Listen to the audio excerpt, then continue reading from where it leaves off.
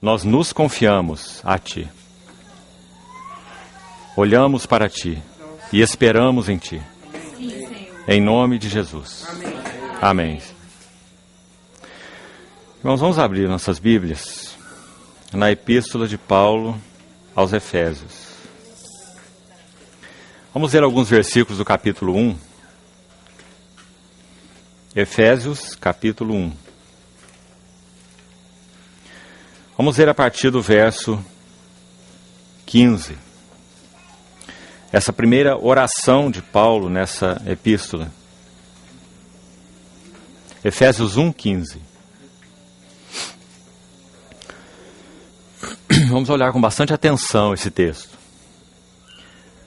Por isso também eu, tendo ouvido a fé que há entre vós no Senhor Jesus e o amor para com todos os santos, não cesso de dar graças por vós, fazendo menção de vós nas minhas orações, para que o Deus de nosso Senhor Jesus Cristo, o Pai da glória, vos conceda espírito de sabedoria e de revelação no pleno conhecimento dele, iluminados os olhos do vosso coração, para saberdes qual é a esperança do seu chamamento, qual a riqueza da glória da sua herança nos santos, e qual a suprema grandeza do seu poder para com os que cremos, segundo a eficácia da força do seu poder, o qual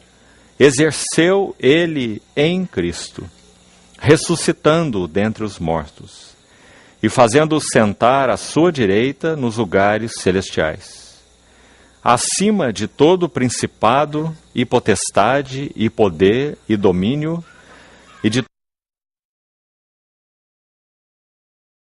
também no vindouro. E pôs todas as coisas debaixo dos seus pés, e para ser o cabeça sobre todas as coisas, o deu à igreja, a qual é o seu corpo, a plenitude daquele que a tudo enche em todas as coisas. Ainda no capítulo 3, versículo 8. Capítulo 3, verso 8. A mim, o menor de todos os santos, me foi dada esta graça de pregar aos gentios o evangelho das insondáveis riquezas de Cristo e manifestar qual seja a dispensação do mistério, desde os séculos oculto em Deus que criou todas as coisas, para que pela Igreja a multiforme sabedoria de Deus se torne conhecida agora dos principados e potestades nos lugares celestiais, segundo o eterno propósito que estabeleceu em Cristo Jesus, nosso Senhor. Enquanto considerávamos juntos diante do Senhor, com outros irmãos, esse tempo da vinda aqui, essa estada com os irmãos aqui em Roraima, o Senhor, de uma maneira muito particular, depositou no meu coração um encargo a respeito de alguns pontos, alguns aspectos relacionados à normalidade de uma igreja bíblica. Não sei qual o sentimento dos irmãos, mas para que haja uma verdadeira recuperação daquilo que o Senhor sempre intentou no coração dele em possuir, no aspecto de testemunho, no aspecto de realidade espiritual, em todos os tempos, não é diferente os nossos dias de outros dias. O Senhor sempre intentou recuperar o seu testemunho, a sua realidade espiritual, em todo o seu trato com o seu povo. E se nós, no tempo em que vivemos, desejamos uma recuperação real desse testemunho e desta realidade espiritual no povo de Deus, na casa de Deus, então há um movimento que, em primeiro lugar, nós precisamos fazer. E esse movimento é nós retornarmos às Escrituras. O retorno às Escrituras, amados irmãos, é fundamental para que o Senhor recupere o que Ele deseja, sua glória, vida, testemunho, expressão nos seus. na sua casa, na sua família, no seu corpo. Quando Esdras foi usado pelo Senhor para retornar da Babilônia com aquela segunda leva de cativos, registrada a partir do capítulo 7 do livro de Esdras, já que o primeiro retorno foi com Zorobabel e com Josué, a partir do capítulo 7 do livro de Esdras é registrado um segundo retorno com Esdras, sob a liderança de Esdras. Se os irmãos lerem aquele capítulo com atenção, há 2 versos que se destacam ali e que ilustram de uma maneira muito significativa o que nós estamos procurando colocar aqui desde o início. Esdras capítulo 7, versículo 10, apenas para citar, diz que tipo de coração tinha Esdras. Escute o que diz esse verso, Esdras 7:10. É dito assim: porque Esdras tinha, observe cada palavra, disposto o seu coração. Disposto o seu coração. Agora é usado 3 verbos, numa ordem importante, que não pode ser alterada. É dito assim, que ele dispôs o seu coração para, primeiro, buscar a lei do Senhor. Buscar a palavra do Senhor, a lei do Senhor. Segundo, cumpri-la. Não buscar para conhecê-la apenas. Não buscar para pregá-la. Não buscar para ensinar outros, mas para cumpri-la ou obedecê-la. E depois há um terceiro verbo nesse versículo, extremamente importante. E para ensinar em Israel. Buscar a lei do Senhor, obedecê-la e ensinar em Israel. Por esse motivo, o ministério de Esdras foi tão precioso, para que o Senhor pudesse recuperar nos dias dele parte tão importante daquilo que ele almejava quando chamou esses cativos do cativeiro babilônico. Em 3 retornos, em 3 levas, Esdras veio com a segunda leva de cativos, segundo retorno. Depois no verso 27, se você está acompanhando, o verso 27 desse mesmo capítulo, de Esdras 7, também muito significativo.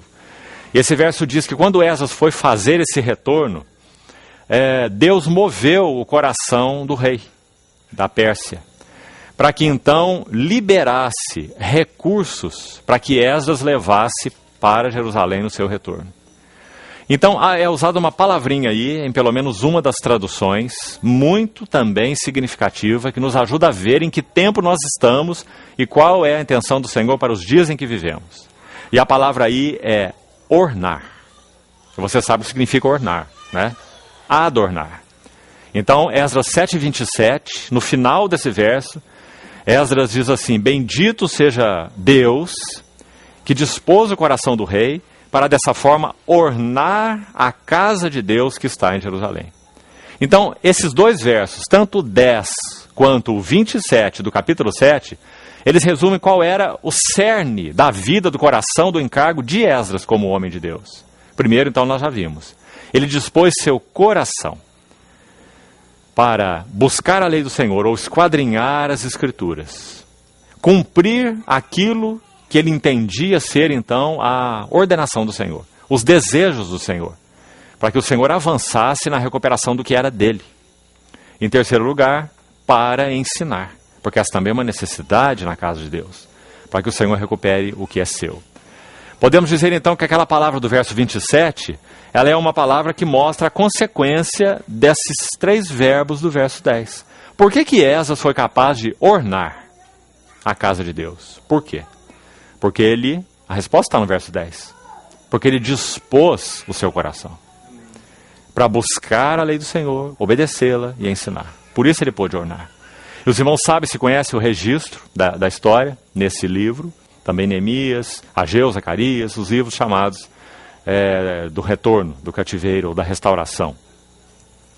Os irmãos sabem que Esdras contribuiu de maneiras maravilhosas. Em primeiro lugar, foi Esdras que o Senhor usou para recuperar a palavra. Podemos dizer que Esdras foi, no seu tempo, um homem da palavra. Ele amava a palavra. Ele conhecia a palavra. Há uma descrição de uma reunião daqueles israelitas, registrada agora em Neemias, capítulo 8, se você quiser conferir posteriormente o registro.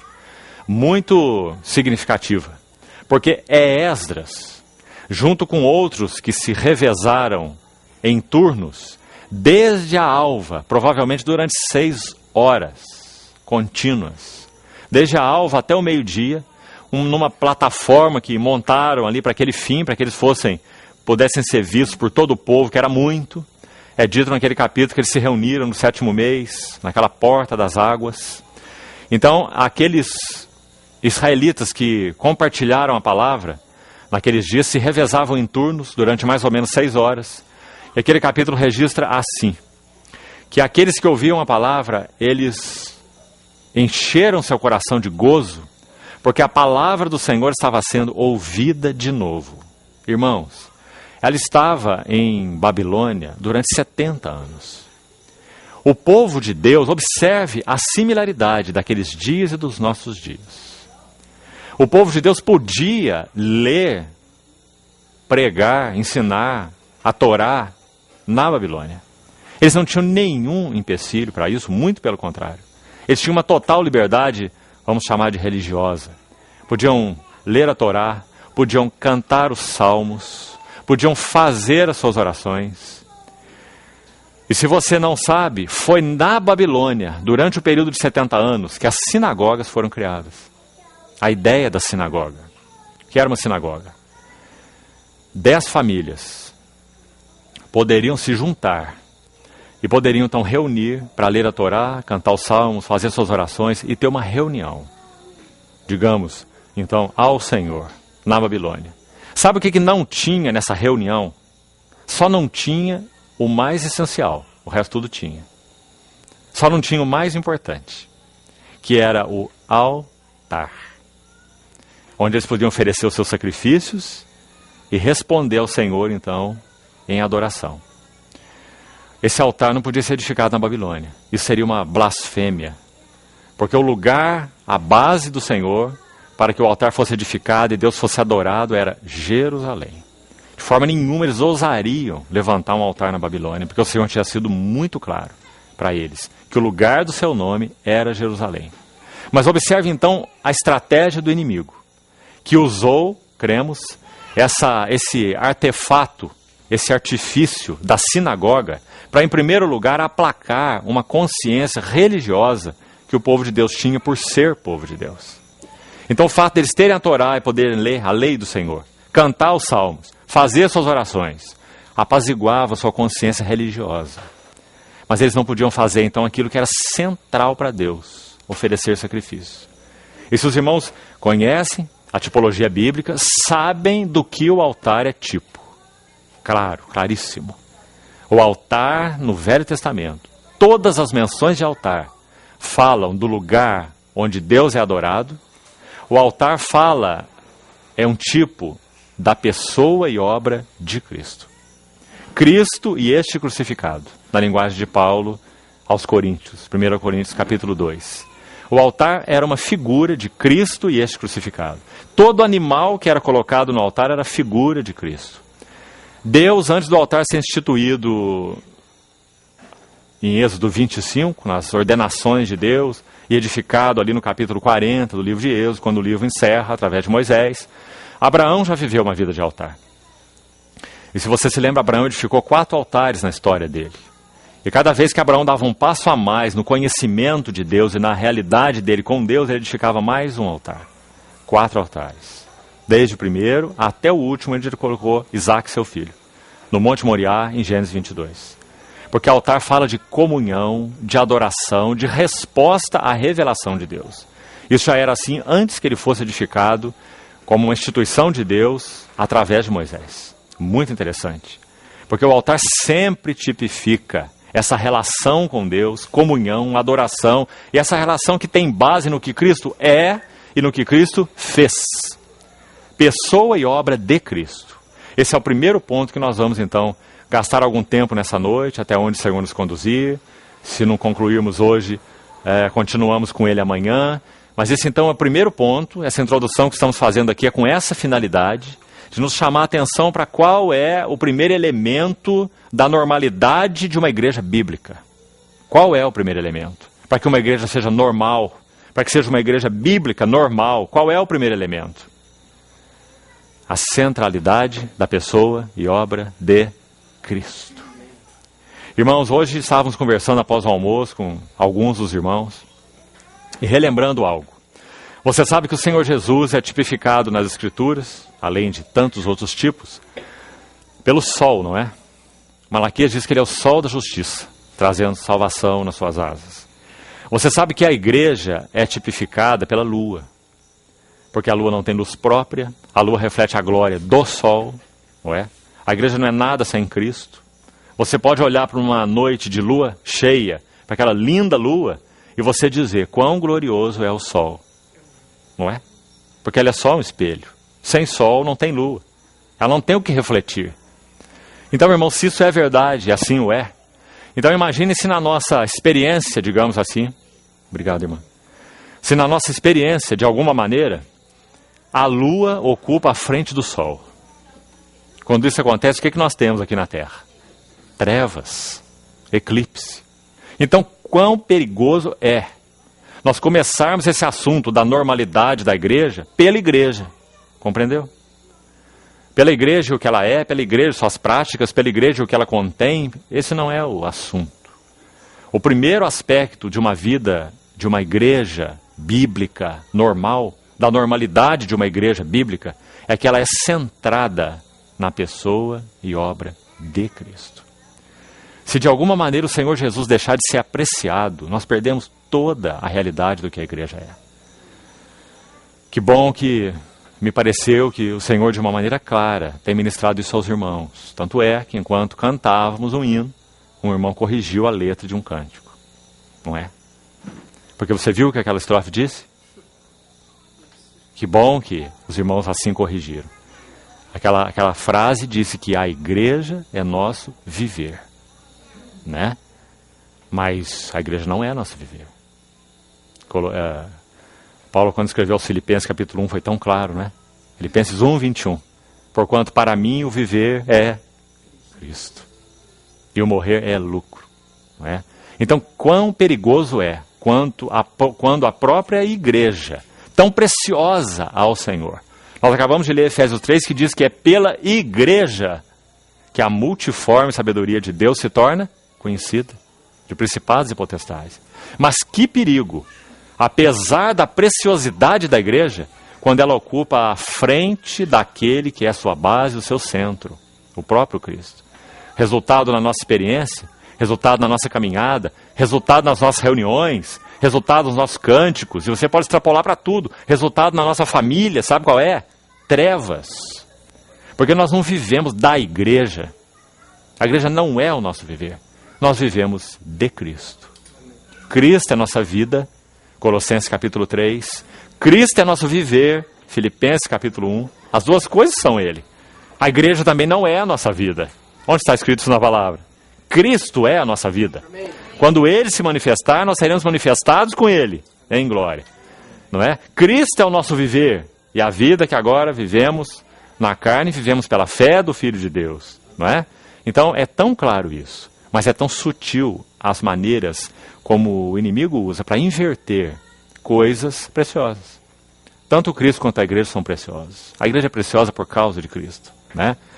Mas, irmãos, ajude-nos o Senhor, enquanto examinarmos alguns textos, a recuperar no nosso coração, amados. Você sabe que nós temos aberto aqui diante de nós uma velha palavra, não é? Velha palavra, no bom sentido. Por que velha? Porque ela começou a ser escrita há quanto tempo atrás? 3.500 anos atrás. Ela começou a ser escrita pela pena de Moisés, que viveu 1.500 anos antes de Cristo. Não é? E ela concluiu aí no primeiro século.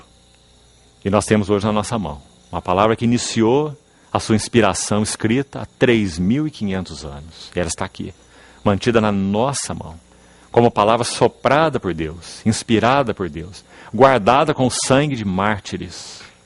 Nenhum de nós estaria aqui se o Espírito Santo soberanamente não a tivesse preservado. Não é? E para que isso? Para que nós não percamos o significado, o lugar, as riquezas, as preciosidades de Deus, na sua ordem, como Ele o estabeleceu, Irmãos, quando ele ordenou que o tabernáculo fosse construído, que riqueza a tipologia de Êxodo. Que riqueza. Cada laçada de azul, uma base de prata aqui, uma base de bronze ali, não é? Uma incrustação aqui, outra incrustação ali, os trajes do sumo sacerdote. Quantos detalhes, quanta tipologia preciosa. E quantas vezes no livro de Êxodo, aquela frase repete-se. Vê, Senhor falando para Moisés, observe, cuidado Moisés, vê que faças tudo conforme o modelo que te foi mostrado no monte, não é? Quando nós olhamos para Moisés, amados, no Velho Testamento, e para Paulo no Novo Testamento, nós temos uma correspondência muito impressionante. Digamos que Moisés refletiu a arquitetura de Deus para o Velho Testamento, a velha dispensação, a dispensação tipológica, parabólica. E Moisés refletiu a revelação de Deus para a realidade de tudo que aquela tipologia então apontava. Foi Paulo quem disse: conheço um homem que foi arrebatado até o terceiro céu e ouviu coisas inefáveis. Não apenas Paulo foi ensinado pelo Senhor, ressurreto mesmo, que se apresentou a ele, né? Mas mais do que isso, nós podemos dizer que essa planta, vamos usar essa expressão para a nossa compreensão, essa planta celestial da economia de Deus, ela foi impressa no espírito de Paulo. É muito mais do que na mente. É algo espiritual, afeta a mente, não é? Mas não tem origem na mente. Então Moisés foi o vaso especialmente usado por Deus para essa arquitetura, dessa economia de Deus do Velho Testamento. E Paulo no Novo Testamento. Por isso nós temos 13 epístolas de Paulo no Novo Testamento. 13. São muitas epístolas. Refletindo 4 fases diferentes da vida dele, não é? De compreensão, de iluminação, de maturidade. E cada uma delas expressa esse modelo, usando as palavras de Deus para Moisés, que te foi mostrado no monte. Agora no sentido espiritual para Paulo. Então, amados, quando ele escreve as suas epístolas, está aqui uma delas diante de nós, nós temos muito mais, digamos, do que alguém que nos ensina algo. Nós temos as palavras de alguém que foi impregnado com essa planta celestial de Deus, dessa economia de Deus do Novo Testamento ou da Nova Aliança. Esse foi Paulo. Ele registra nas suas epístolas 4 orações. Cita mais uma em Colossenses capítulo 2, mas ela não é registrada. Há registro de 4 orações. 2 em Efésios, uma nós acabamos de ler no capítulo 1, a outra está no capítulo 3, a partir do verso 14. 2 orações em Efésios. Uma oração aos Filipenses. E uma quarta oração aos Colossenses. Capítulo 1, verso 9 em diante. Muito interessante. Talvez nós poderíamos pensar assim: se você estivesse escrevendo uma carta, independente de você achar, você ter consciência de que ela era ou não era a palavra inspirada de Deus. E Paulo tinha essa consciência. O que ele estava escrevendo era a palavra de Deus. Mas independente disso, se você estivesse escrevendo uma carta, seria bem comum que você registrasse sua oração nessa carta que seria enviada para alguém. Não é verdade? Você já fez isso alguma vez? Você já escreveu para essa pessoa: é assim que eu oro por você, e põe lá a sua oração na carta? Muito incomum. Então por que essas 4 orações foram registradas aqui? Porque, irmãos, nosso Senhor, quando usou pelo Espírito os autores do Novo Testamento, ele intentava muito mais do que nos dar tratados de ensino. As epístolas não são tratados, o nome já diz, elas são cartas, elas são epístolas. Elas são cheias do encargo do coração do Senhor pelas suas igrejas. Não são instrumentos, em primeiro lugar, para ensino. Elas refletem aquilo que é o coração de Deus ligado às suas igrejas, ao seu testemunho. Então, nessa epístola aos Efésios, nós temos 2 orações de Paulo. Uma no capítulo 1 e outra no capítulo 3. Em todas as 2, o apóstolo Paulo vai, assim como em Colossenses, assim como em Filipenses, que já citamos, as 4 orações, ele vai para esse assunto da centralidade da pessoa e obra de Cristo na vida de uma igreja bíblica. Que se isso for perdido, a própria qualidade de vida da igreja, espiritualmente falando, é perdida. E quando nós falamos de qualidade de vida da igreja, não estamos falando de reunião.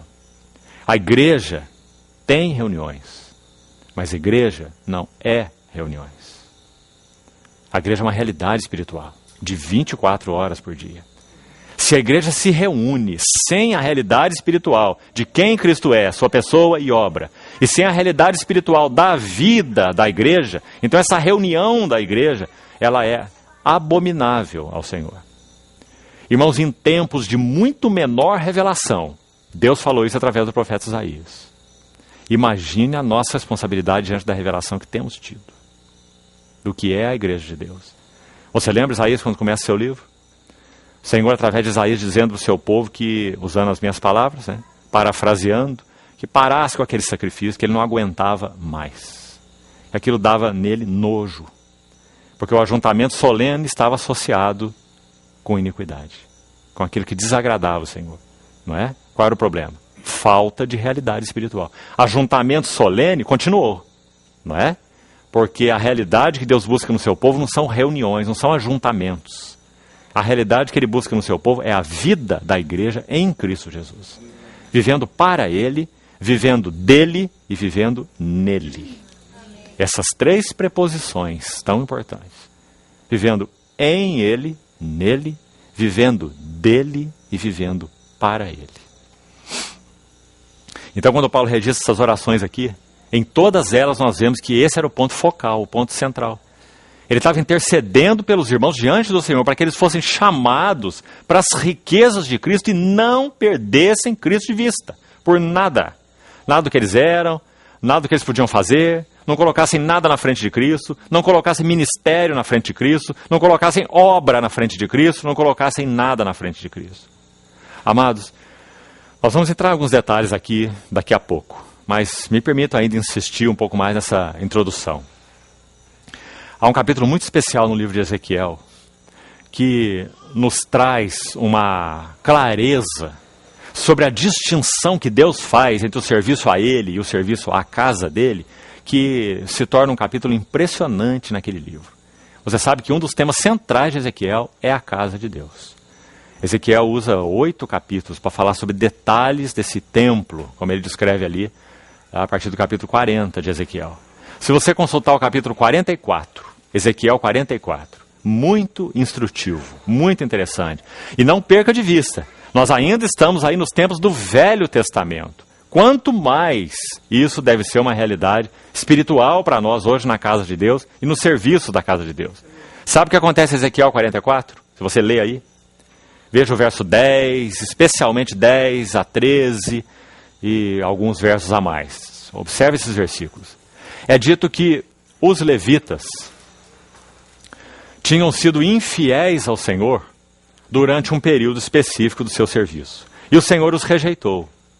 Mas é dito no texto que, apesar do Senhor os ter rejeitado, eles não se chegariam ao altar do Senhor para oferecer sacrifícios a Ele. Mas eles ainda assim, esses levitas, poderiam servir ao Senhor como porteiros da casa, como serviçais na casa.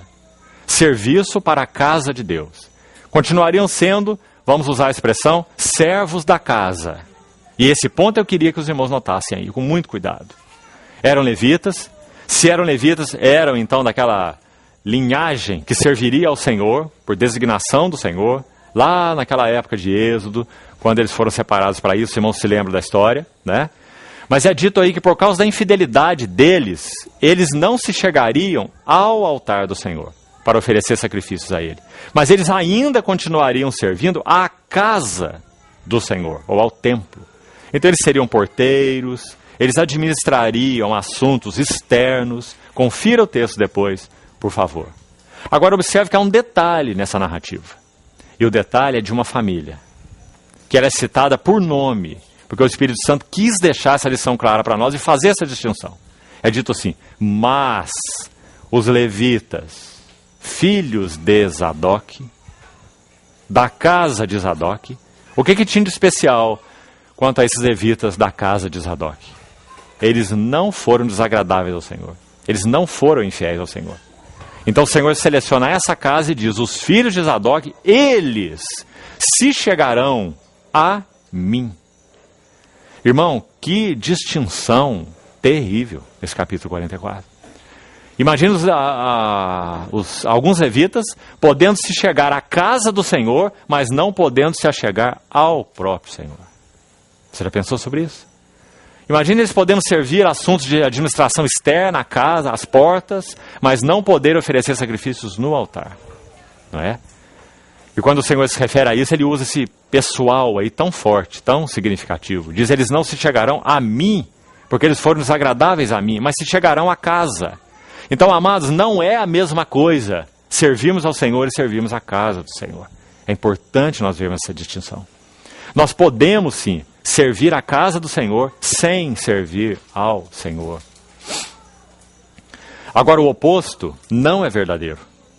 Se há realidade espiritual no nosso serviço ao Senhor, se nós temos derramado para o Senhor, se nós amamos ao Senhor, se nosso desejo é conhecer ao Senhor, obedecer ao Senhor, viver vidas que sejam prazerosas para o Senhor e não entristeçais o Espírito Santo. Se esse é o nosso coração, então é impossível que nós vivamos assim para Ele e não sejamos servos dEle com relação à sua casa. Compreende? Porque esse é o segredo do verdadeiro serviço.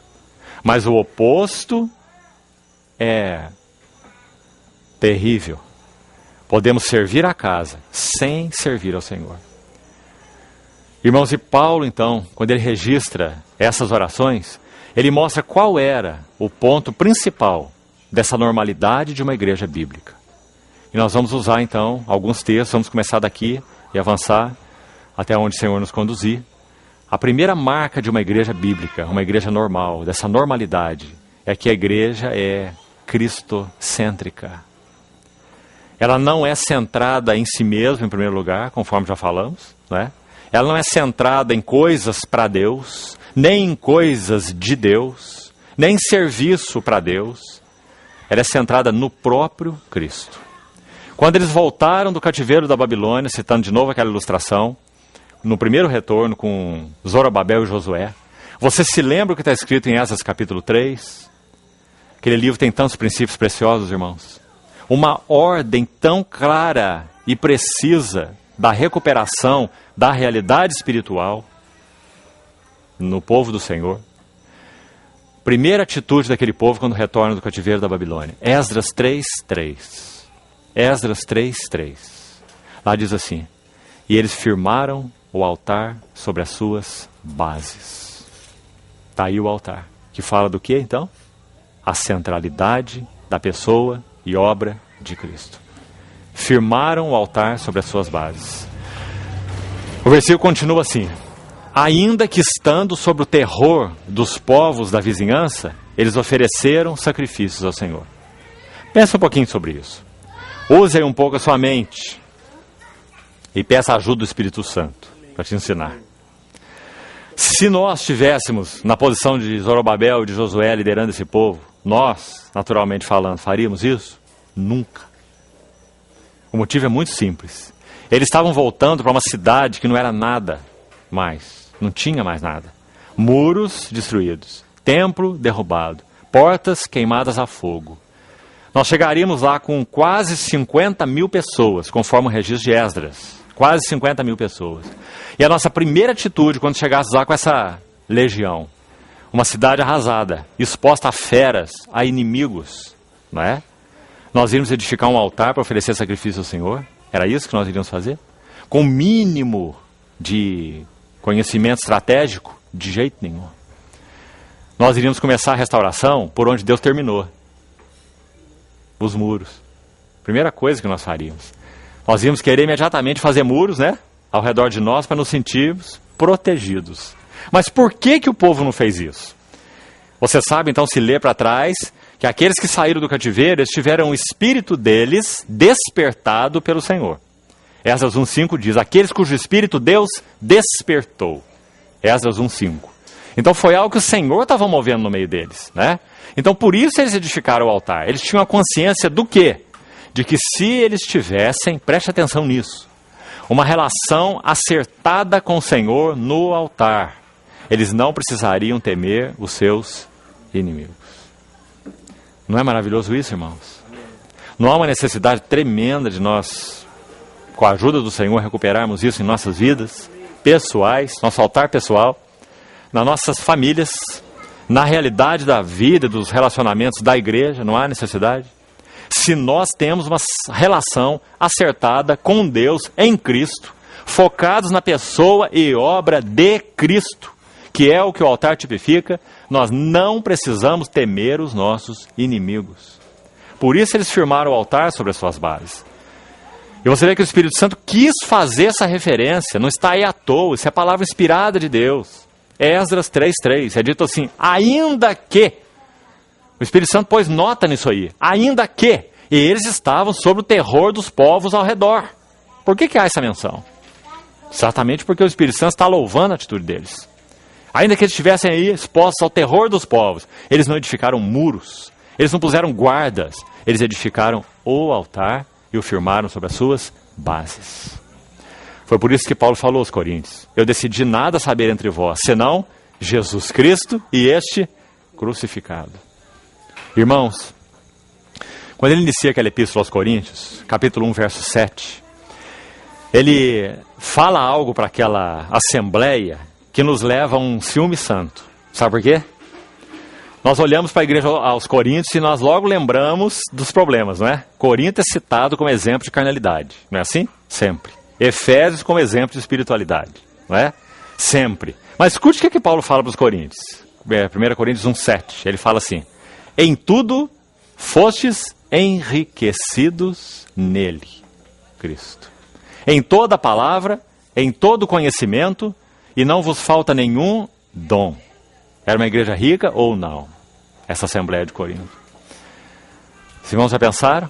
Um apóstolo falando isso deles? Em tudo foram enriquecidos, toda palavra, não faltava palavra para aquela assembleia, não faltava conhecimento e não faltava dom. Está aí. Era Coríntios 1:7.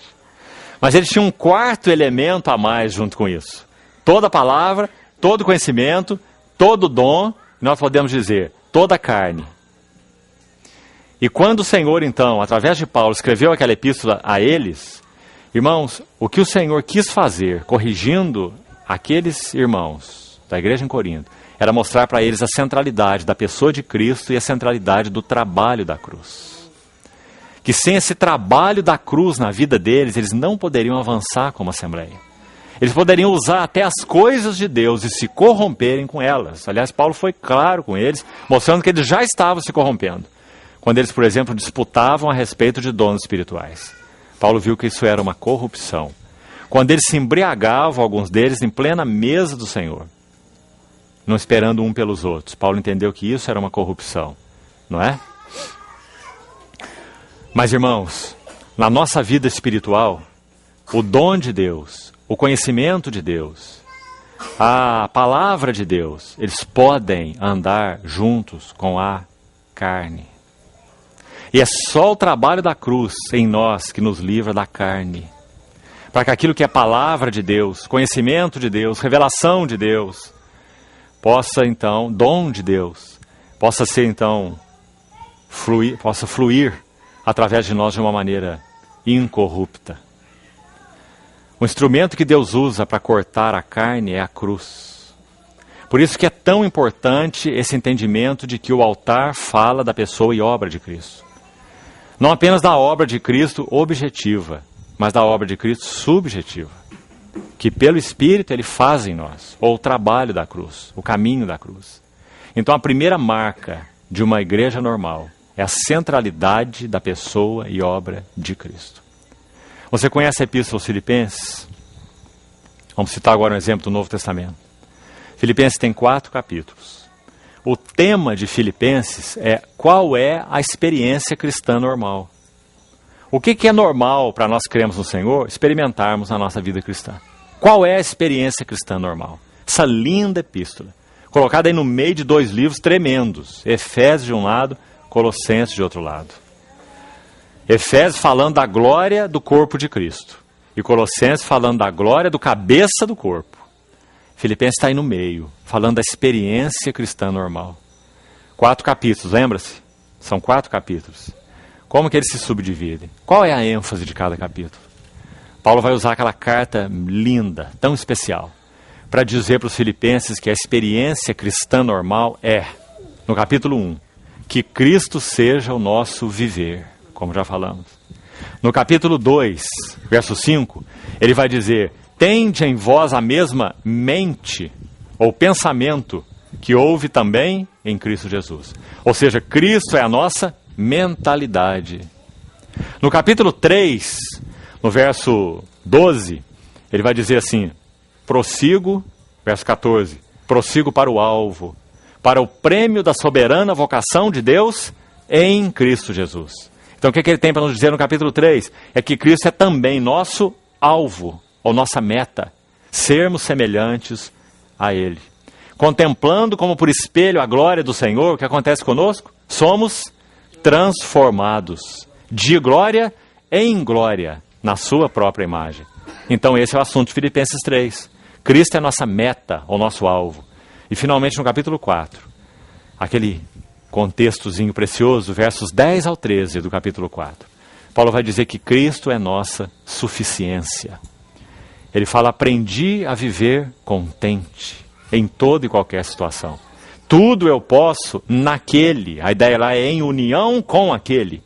Em união com aquele que me fortalece, tudo posso. Não é? Por que isso, irmãos? De novo, porque o primeiro pilar de uma igreja normal, de uma igreja bíblica, é que Cristo é central nela. Sua pessoa e sua obra. Então no capítulo 1, Cristo é o nosso viver. Vivemos Cristo.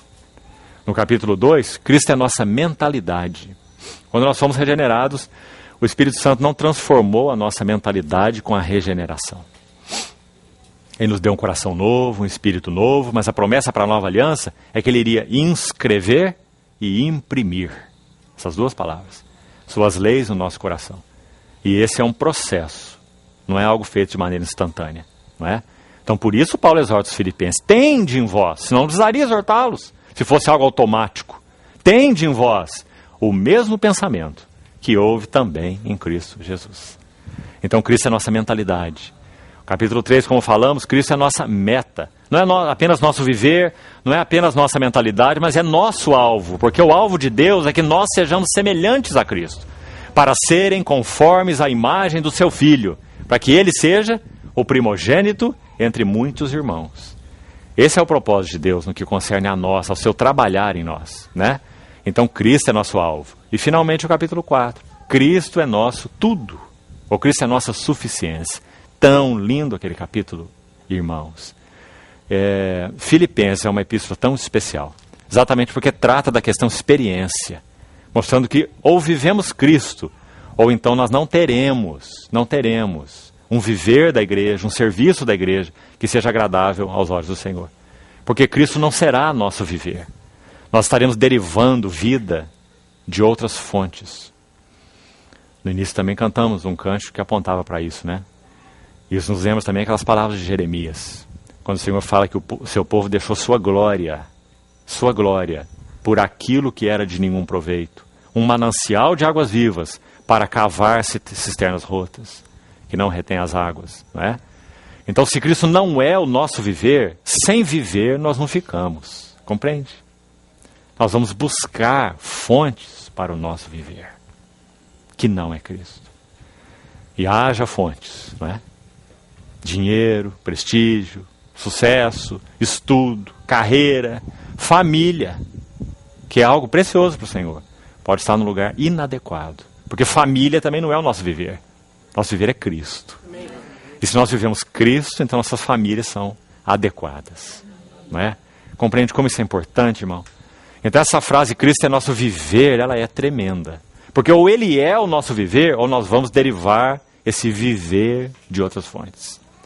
E são fontes de águas turvas, que não retêm as águas. Né? Por quê? Porque a normalidade de uma igreja bíblica é viver Cristo. Porque Cristo é seu centro e seu foco. Né? Aí, me perdoem passar mais uma vez por isso, mas por causa da importância, no capítulo 2 ele entra na questão da mente. Se Cristo é nosso viver, que preciosidade. Porque a mente dele, esse que é o nosso viver, Cristo, ela vai sendo, isso então é processual, formada em nós. E que lindo aquele capítulo 2 de Filipenses. Pena que não temos tempo para entrar nesses detalhes, mas é um capítulo riquíssimo. Paulo cita 3 exemplos ali da mente de Cristo. Na verdade 4, porque ele também está incluído, o próprio Paulo. Primeiro ele fala do próprio Cristo. A mente de Cristo no próprio Cristo. Tende em vós a mesma mente que houve em Cristo. Qual é a mente dele? A mente dele é subsistindo em forma de Deus. Não julgou que ser igual a Deus era algo que ele devesse se agarrar e não abrir mão. Mas ele esvaziou-se a si mesmo, assumindo forma de servo. É essa mente que Cristo busca pelo Espírito formar na igreja. Porque se não houver essa mente na igreja, não há vida da igreja que satisfaça o Senhor. Porque Cristo não é a mentalidade da vida da igreja. Compreendeu, irmão? E ele cita exemplos marcantes naquela epístola para nos falar disso. Você se lembra de 2 irmãs. Na linguagem de Paulo, nós vemos que elas eram muito preciosas. Tanto para ele quanto para o Evangelho. Porque ele diz que elas juntas se esforçaram comigo no Evangelho. Ele cita o nome delas. E o Espírito Santo, então, registrou. Evódia e Síntique. Mas lembra qual era o problema delas? Essa chave. Elas não tinham a mente de Cristo ainda formada nelas. Ele pede a Epafrodito, que foi o portador dessa carta, essa epístola aos Filipenses, ele diz assim: a ti, meu fiel companheiro de julgo, te peço que auxilie essas 2 irmãs, para que elas pensem concordemente. Olha a expressão que ele usa, que linda. Pensem concordemente. E agora? Qual mente que vai prevalecer? Se a Evódia for mais forte, é a mente dela. Ou se a outra for mais forte, é a mente dela. Certo? Não. Capítulo 2. Tende em vós a mesma mente que houve também em Cristo Jesus. Essa é a única mente que pode prevalecer na vida e nos relacionamentos da igreja. Não é? Então ele cita Cristo mesmo, capítulo 2, a mente de Cristo. Depois Paulo mesmo, a vida dele está exposta ali no capítulo 2, quem ele era. Depois Timóteo, lembra-se? E depois Epafrodito, no capítulo 2. Quanto a Timóteo, ele fala: a ninguém tem de igual sentimento, que cuide dos vossos interesses. Não é? Essa é a mente de Cristo. Timóteo não cuidava dos interesses dele, mas cuidava dos interesses dos filipenses, porque ele tinha a mente de Cristo. Né? Epafrodito, ele chegou até as portas da morte pelo Evangelho. Adoeceu mortalmente, Paulo fala no capítulo 2, porque ele tinha a mente de Cristo. Ele ficou angustiado, não é porque ele estava doente. Você já leu aquele capítulo com cuidado? Você já viu que pérola é aquele capítulo? Lá diz que Epafrodito, porque ele tinha a mente de Cristo, quando ele ficou doente, ele ficou angustiado. Sabe por quê? Não é porque ele estava doente, mas é porque os filipenses, de onde ele era, a igreja de onde ele era, de origem, eles ouviram que ele adoeceu. Ele se angustiou porque os irmãos souberam que ele adoeceu. E estava preocupado com eles. Lembra-se? No capítulo 2. Irmãos, poucas coisas chamam a nossa atenção mais para nós mesmos do que doença. Não é? Quando nós ficamos doentes, nós ficamos manhosos, não é assim? Nós queremos o chazinho, o chinelinho, o cobertorzinho, o carinho, o cafunézinho, não é assim?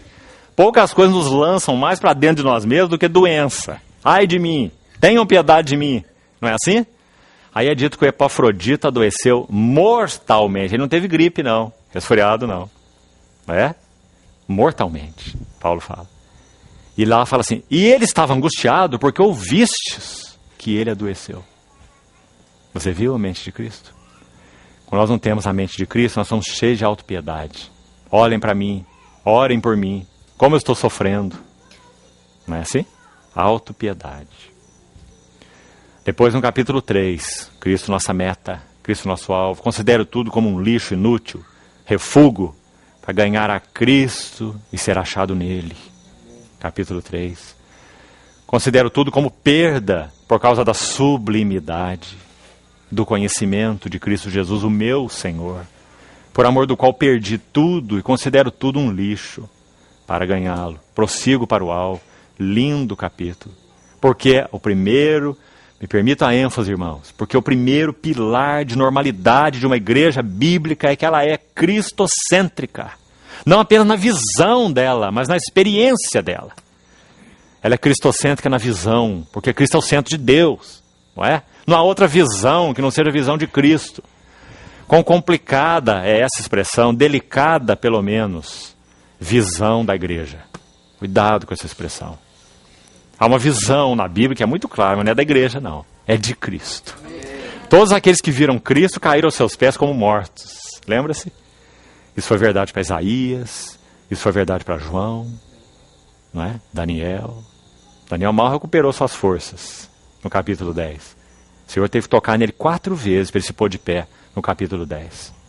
Não é? Visão de Cristo. Né?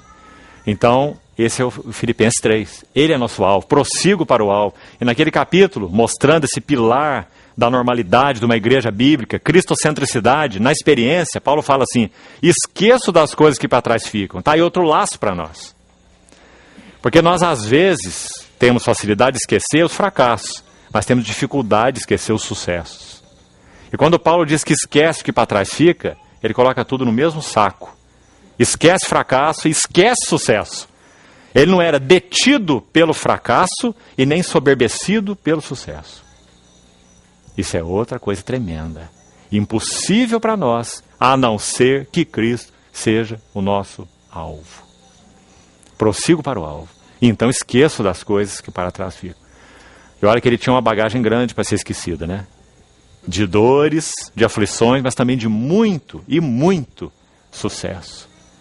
Coloquemos assim, do Espírito Santo usando esse vaso para estabelecer igrejas, não é? Para honrar o testemunho do Senhor, ousado em testemunho, mas ele diz, esqueço e prossigo. Porque a visão de Cristo para Paulo era absorvente, consumidora. Irmãos, nós precisamos recuperar isso nos nossos corações, nas nossas vidas, nas nossas famílias. Do contrário, podemos esquecer obra para Deus, serviço para Deus, vida da igreja, seja lá o que for. Porque esse é o pilar central. E no capítulo 4 de Filipenses, me permito citar também rapidamente, mas não vamos perder isso. É o capítulo da suficiência de Cristo. Primeiro, Cristo é nosso viver, Cristo é nossa mente, 2, Cristo é nosso alvo, no 3, e Cristo é nossa suficiência, no 4. Que capítulo esse último? No contexto dos versos 10 a 13, Paulo faz algo muito interessante. Primeiro, ele é muito delicado quando vai agradecer os filipenses pelo donativo que mandaram para ele na prisão. Essa prisão é a prisão domiciliar de Roma, registrada em Atos 28, onde ele passou 2 anos. Foi dali que ele escreveu Filipenses. Ele escreve essa carta para agradecer. Esse próprio fato já é muito lindo. Porque nós temos hoje essa preciosidade que é a Epístola aos Filipenses, porque uma assembleia teve o encargo de cuidar de Paulo, um apóstolo do Senhor. Não é lindo isso? Eles mandaram um donativo para Paulo, através de Epafrodito, e voltaram com uma carta. Que não era só uma carta, que era a palavra inspirada de Deus. Né? Filipenses. Que troca maravilhosa. Não é? Um donativo por uma epístola. Então, quando ele vai agradecer esse donativo, isso está em Filipenses 4:10. Ele fala que se alegrou muito no Senhor, porque eles renovaram a favor dele o seu cuidado. Você vai ler isso no verso 10. O qual já tinhais antes, mas vos faltava oportunidade. Assim é o texto. Aí ele fala no verso 11 assim, digo isto, não por causa da pobreza. Porque, qual é a frase agora? Eu aprendi. Que linda essa, irmãos. Eu aprendi. Ele não aprendeu isso na estrada de Damasco, não. Ele aprendeu isso conhecendo ao Senhor. Que era seu viver, que era seu alvo. Então ele pode dizer, eu aprendi. O que ele aprendeu? A viver contente. Por isso Cristo é a nossa suficiência, o nosso tudo. Em toda e qualquer situação. E aí ele faz paralelos que são magníficos, irmãos. Para que vejamos com clareza o que o Espírito Santo quer fazer em nós, nos dando Cristo. Ou formando Cristo em nós. Colocando esse pilar, como falamos, na nossa vida, na nossa família, na vida da Assembleia, Cristo, sua pessoa e sua obra. Como esse alvo maravilhoso, todo absorvente para nós. O que o Espírito Santo quer fazer? Qual o final disso aí? Na experiência, é claro. Né? No propósito de Deus, o final é sermos semelhantes a Ele. Participarmos da glória dEle. Na experiência, o final é aí Filipenses 4. Por isso, essa é uma carta da experiência cristã normal. O quê? Escute. Ele diz assim, Digo isso não por causa da pobreza, porque aprendi a viver contente em toda e qualquer situação. Agora ele fala assim, tanto sei ser humilhado, como sei ser honrado. Primeiro par que ele aponta aí, lindo, porque é desafiador na nossa vida, todos os dois. De novo, nós temos a atenção chamada para nós mesmos de uma maneira impressionante quando nós somos humilhados. Basta alguém nos ofender, basta alguém nos humilhar, que nós nos voltamos para dentro de nós. Não é assim? Humilhados. Agora, irmãos, o oposto também é verdadeiro. A mesma verdade. Basta alguém nos elogiar. Basta alguém nos honrar. Que, de novo, nós voltamos nossos olhos para nós mesmos. Você percebeu o laço que está aí? Mas Paulo falou, eu aprendi. Então vamos colocar assim. Quando ele era humilhado, ele não se deprimia. Paulo não vivia vida deprimida. Sabe o que nos deprime? O ego. O ego. O ego é a causa da nossa depressão. Então, quando ele era humilhado, ele não se deprimia. Quando ele era honrado, agora tem outro ponto do ego aqui. Ele não se ensoberbecia. Provérbios diz assim que um homem é provado pelos louvores que ele recebe. Então, Paulo avançou no Senhor de tal maneira, conhecendo o Senhor, tendo o Senhor formado nele, que quando ele era humilhado, ele não se deprimia. E quando ele era exaltado, honrado, ele não se ensoberbecia. Agora pense um pouco sobre isso. Nós sabemos que nós costumamos indicar, né, falando de modo geral, as pessoas, indicar psiquiatras para os deprimidos, né? Está deprimido? Vai para o psiquiatra. Mas para sermos bem lógicos com o que o homem é, com a estrutura psíquica, espiritual até, do homem, nós teríamos que indicar psiquiatra para todos os soberbos também. Porque é o mesmo ego que nos deprime, é o ego que nos ensoberbece. O fundamento é o mesmo. É o ego que fica deprimido e é o ego que deprime. Mas embora nós encaminhemos deprimidos para o psiquiatra, nenhum de nós encaminha soberbo para o psiquiatra. Né? Então Paulo tinha experimentado Cristo de tal forma que ele colocou esse primeiro polo aí, do qual ele estava livre. Livre da depressão, da humilhação e da soberba da honra. Mas tem um outro polo aí que ele coloca. Ele fala, e também sei viver em fartura, mas também em necessidade. De novo, dois polos, que nos testam até o fundo. Quando nós temos necessidade, ou passamos necessidade, qual é a tendência? Murmuração. Por que, Senhor? Por que, Senhor? Por que isso, Senhor? Né? Quando nós temos abundância, qual é a tentação? Autoconfiança ou segurança. Paulo exortou Timóteo assim, exorta os ricos do presente século, que não sejam orgulhosos e não depositem sua confiança na instabilidade da riqueza, porque essa é a nossa tentação. Então Paulo falou que também ele estava livre dessas duas coisas. Ele passou privação, ele chegou a passar nudez, como ele descreve, em naufrágio, em situações difíceis, como ele descreve aos Coríntios, não é? Mas ele não murmurava. E ele também teve abundância, suprido amplamente, mas ele também não confiava nelas.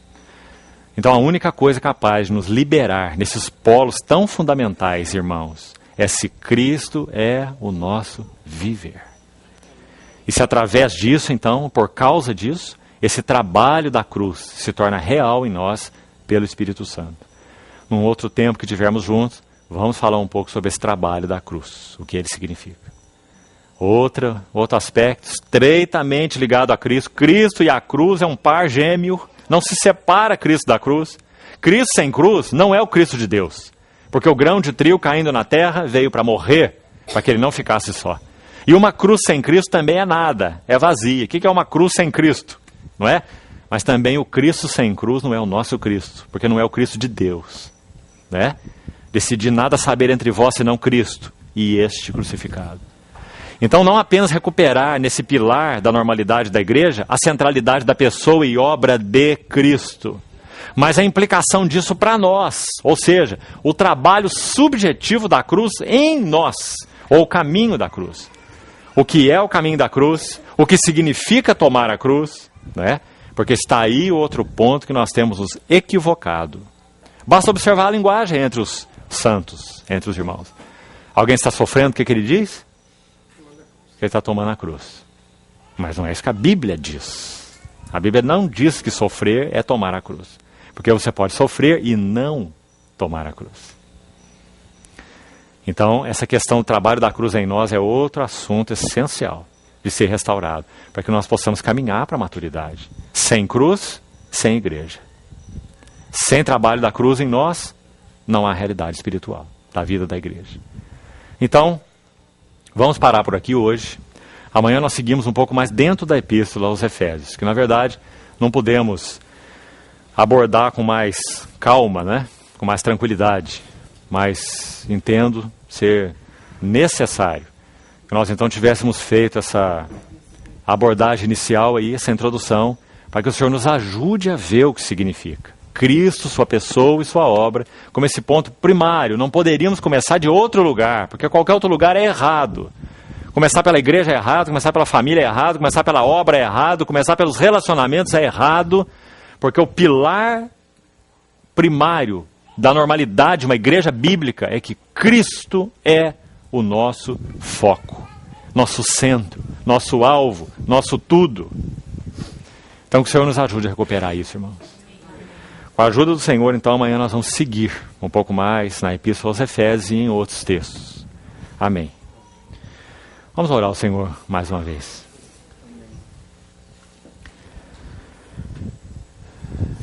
Senhor, somos de todo o coração gratos a Ti, porque o Senhor nos confiou a Si mesmo. Obrigado pelo depósito guardado da Tua palavra todos esses séculos. Obrigado porque ela está nas nossas mãos.